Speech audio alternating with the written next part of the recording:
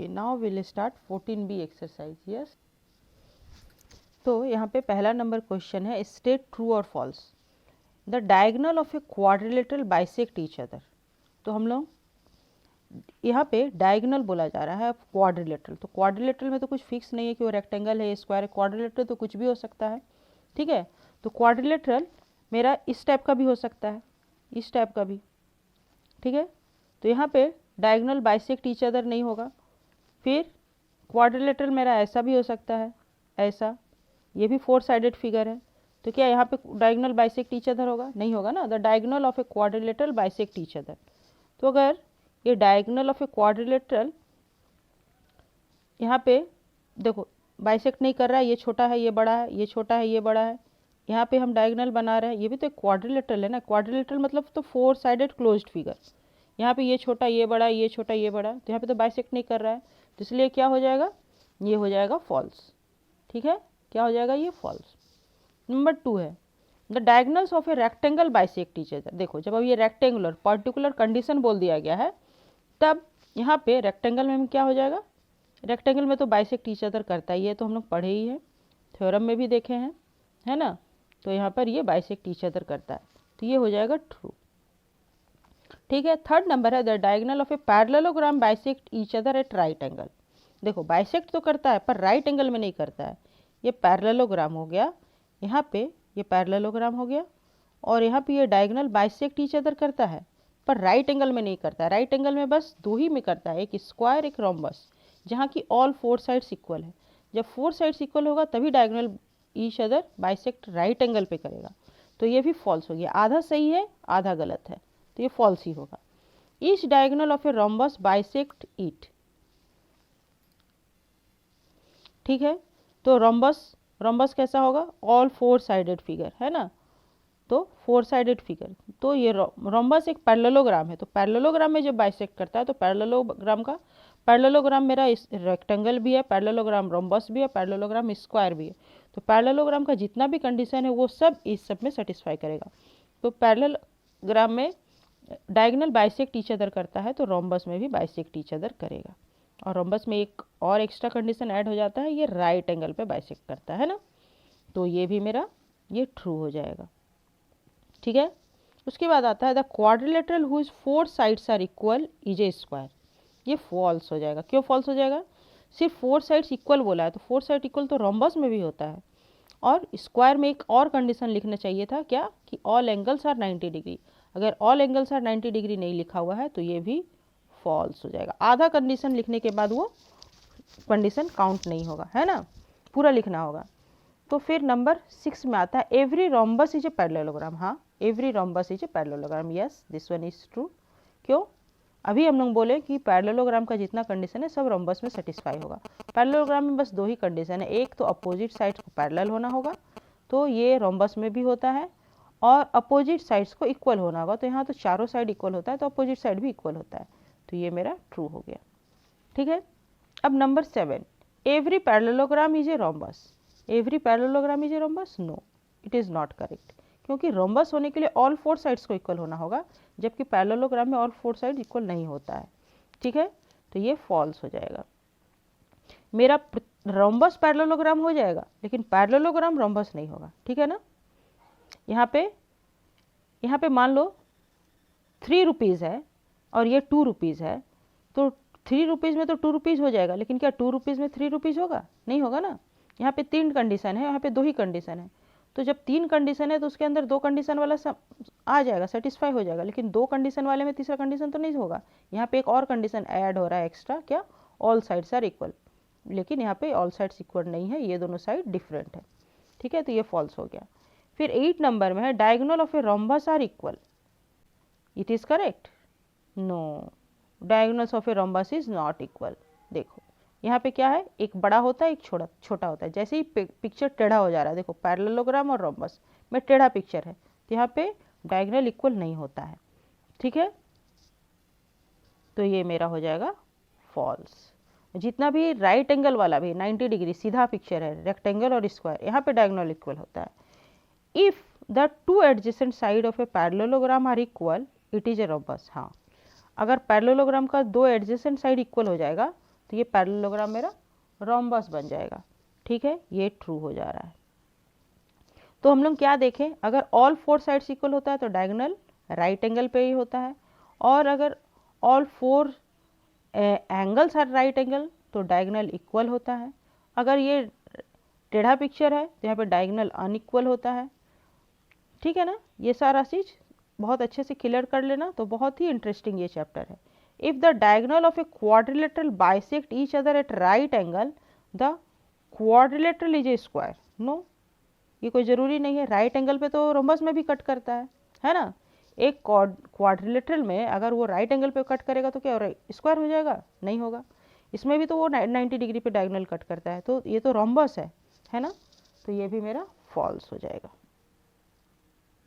और हम लोग देखे थे काइट में भी 90 डिग्री पे कट करता है, देखे थे ना, तो वहाँ भी ये डायगोनल्स 90 डिग्री पे कटता है, तो वो तो स्क्वायर नहीं हुआ, तो ये भी मेरा फॉल्स हो जाएगा। हो गया सारा, ये नंबर 1 क्लियर हो गया। चलो अब हम लोग नंबर 2 करते हैं। Number 2, in the figure given below A M bisect angle A M angle A को बाइसेक्ट कर रहा है and D M bisect angle D of parallelogram ABCD. Prove that angle AMD equal to 90 degree. Okay okay, तो हम लोग यहाँ पे चलो इसको बनाना शुरू करते हैं। इन the figure given below AM bisect angle A, तो हम लोग क्या जानते हैं, ये D और A ये दोनों का जोड़ कितना होगा? ये लाइन पैरेलल है ना, ये और ये पैरेलल होता है, और ये पैरेलल होता है। ठीक है, तो हम लोग जानते हैं angle D plus angle A equal to 180 degree, बहुत ही छोटा है, को इंटीरियर एंगल से ये 180 डिग्री होता है। Angle D plus angle A by 2 equal to 180 by 2। Angle D by 2 plus angle A by 2, A by 2 equal to 90 degree. हो गया ना, दोनों तरफ डिवाइडिंग बाई 2 कर लिए, मतलब क्या हो गया, ये और ये दोनों का जोड़ 90 डिग्री आ गया। अब हम लोग करते हैं, ये डिवाइडिंग बाई 2 है। In triangle DMA angle D by 2 plus angle A by 2 plus angle M equal to 180 degree. Angle sum property of triangle.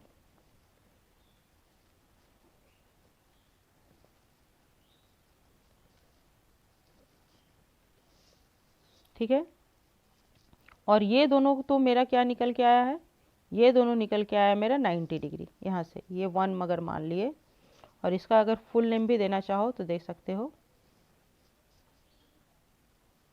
तो क्या हो जाएगा, ये D बाई 2 ही है ना, और ये A बाई 2 है, तो ये 90 डिग्री प्लस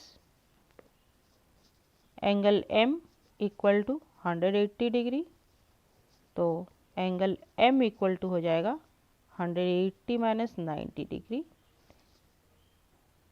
एंगल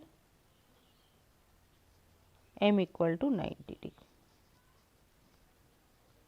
प्रूव्ड। हो गया, बहुत ही इजी था। ओके, समझ में आ गया ना।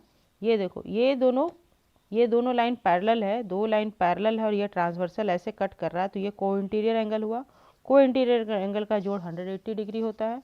ठीक है, और इसको जब बाइसेक्ट किया तो इस दोनों का जोड़ 90 डिग्री होगा, तो ये दोनों का जोड़ 90 हुआ, तो ये भी 90 डिग्री होगा। बहुत ही ईजी है, प्रूव्ड हो गया। Okay okay, now in number 3, in the following figure AE and BC are equal. AE and BC are equal and parallel. Okay, तो ये इक्वल भी है और पैरेलल भी है। And the 3 sides AB CD and DE are equal, और ये 3 side आपस में इक्वल है to one another. If angle A equal to 102 degree, angle A equal to 102 degree. Okay, find angles AEC। Okay, AEC मिल ये निकालने बोला जा रहा है। ओके, पहले इसको हम ज्वाइन कर ले,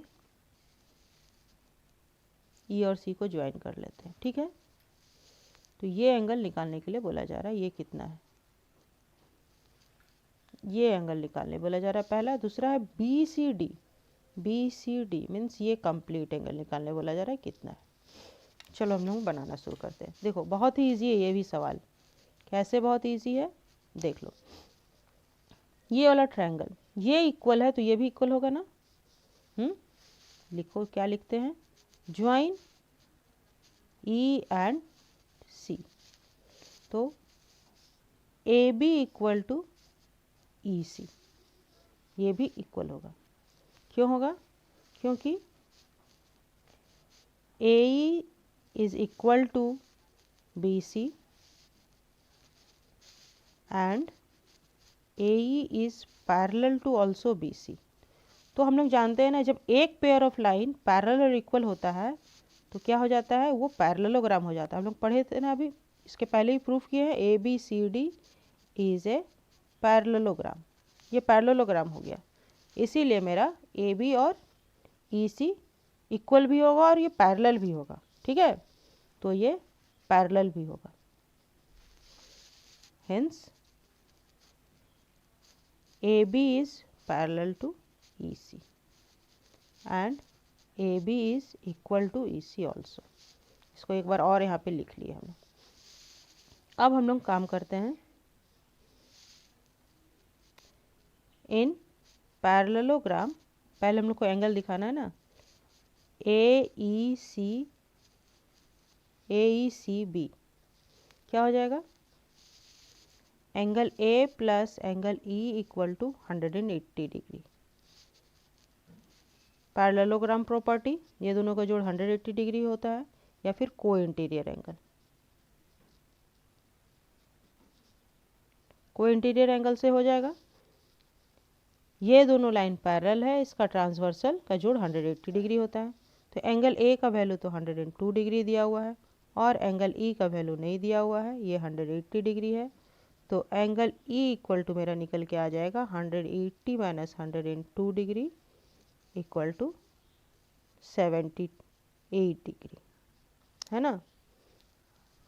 10 माइनस 2 8 और ये 7 एंगल ई, और एंगल ई ही है मेरा ए ई सी। ठीक है, therefore angle A E C equal to 78 degree. पहला हो गया। अब दूसरा करने के लिए हम लोग इस ट्रायंगल में आते हैं। In triangle E C D, E C equal to C D equal to D, तीनों इक्वल है। देयरफॉर क्या हो जाएगा, एंगल ईच एंगल 160 डिग्री हो जाएगा। Angle E C D plus angle E C plus angle C D E equal to 180 degree. Angle sum property,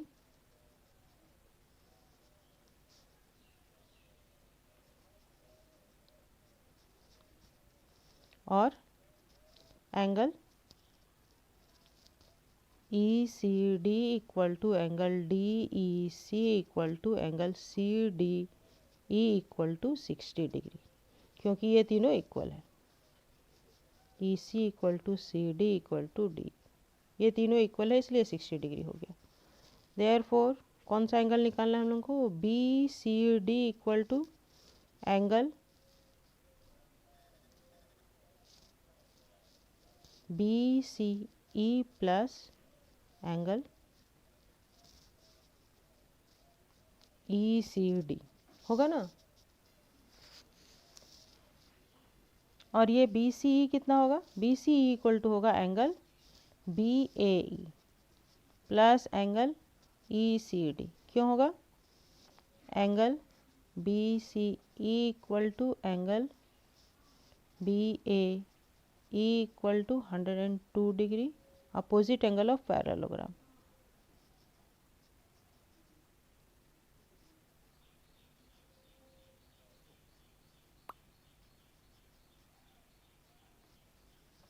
equal to 102 degree plus 60 degree equal to 162 degree, angle B C D equal to.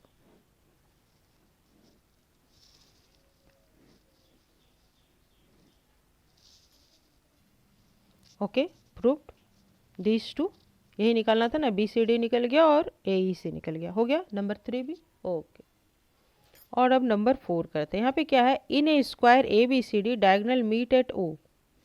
तो चलो हम लोग पहले एक square बनाते हैं और ये डायगनल है जो कि ओ पॉइंट पे मीट कर रहा है।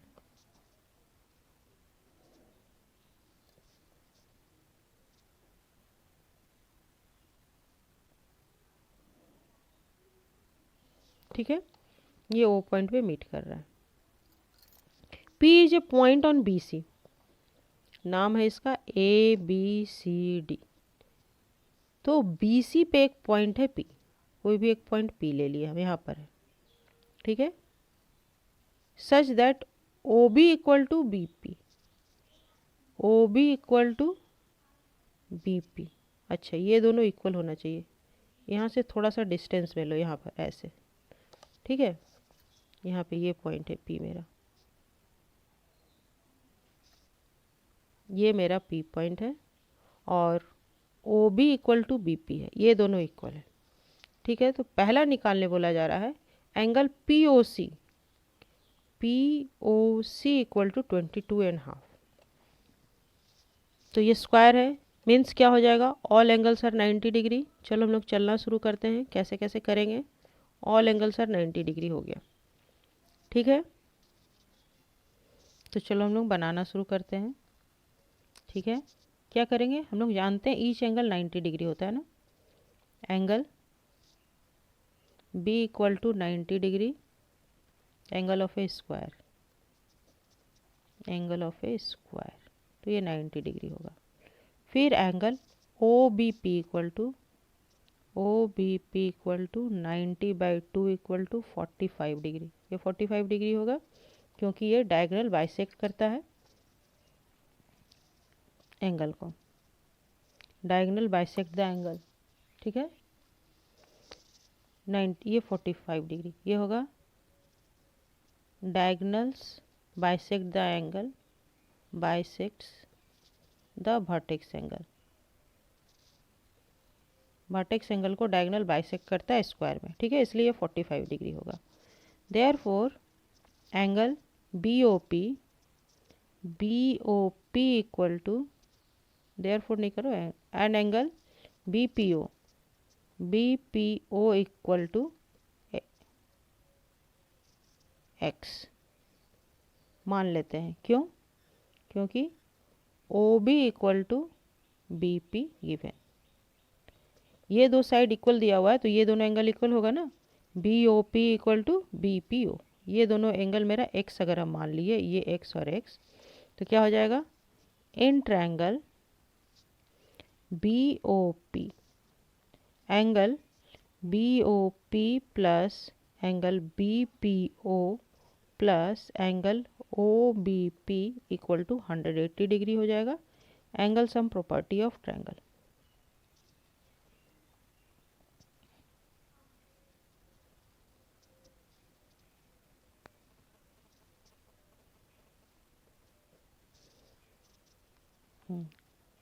Twice x plus 45 degree equal to 180 degree, और twice x equal to 180 minus 45 degree equal to 10 minus 5 5, 7 minus 4 3, 135 equal to twice x.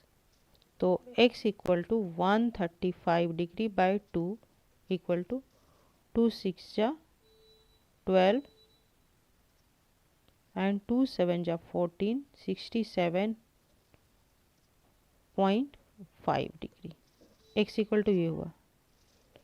तो और angle B O P equal to 67.5 degree हो गया। Therefore angle B O P ये निकल के आया, तो हमको निकालना था पी ओ सी ना, तो P O C equal to क्या हो जाएगा, 90 डिग्री माइनस 67.5 डिग्री। क्यों होगा, स्क्वायर में ये एंगल 90 डिग्री होता है ना, diagonal bisect each other at right angle, diagonals intersect at right angle, in square. Square में जो होता है ये 90 डिग्री का होता है, इसलिए हम 90 से इसको माइनस कर लेंगे तो ये निकल जाएगा ना। तो क्या हो जाएगा, 90 से ये माइनस करेंगे तो 10 माइनस 5 5, 9 माइनस 7 2 हो गया, और यहाँ पे 8 हो गया, 8 माइनस 6 2, 22.5। और 22.5 डिग्री को ही हम लिख सकते हैं, और angle POC equal to 22 whole 1/2 degree. ये पहला निकल के आ गया, फर्स्ट प्रूफ हो गया। अब दूसरा के लिए काम करना है हमको, BDC निकालना है।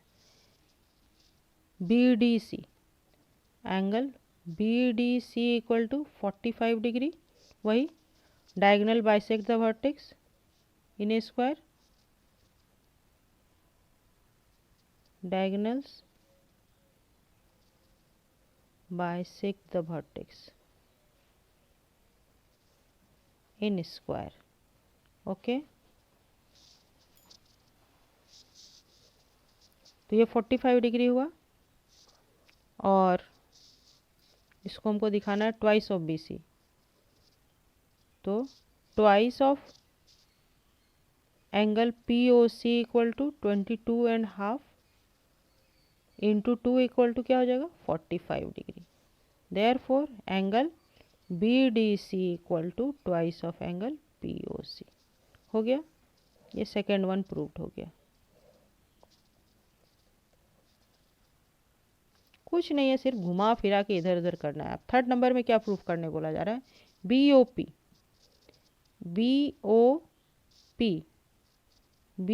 Equal to thrice of COP और ये वही है, तो BOP इक्वल टू क्या है, एंगल BOP इक्वल टू मेरा तो निकल के आया है 67.5 67.5। ठीक है, इसको 1 नंबर मान लो, और फ्रॉम वन और thrice of angle COP equal to क्या हो जाएगा 3 इंटू 22.5 इक्वल टू 5 3 जा 15 5 1 इन हैंड 3 2 जा 6 एंड 1 7 3 2 जा 6 67.5 सेम हो गया दोनों। फिर hence angle BOP equal to thrice of angle COP। ये भी थर्ड वन भी मेरा प्रूफ हो गया। बहुत ही इजी था ना, सिर्फ पहला निकालना था, बाकी सब तो आराम से प्रूफ हो गया। ओके।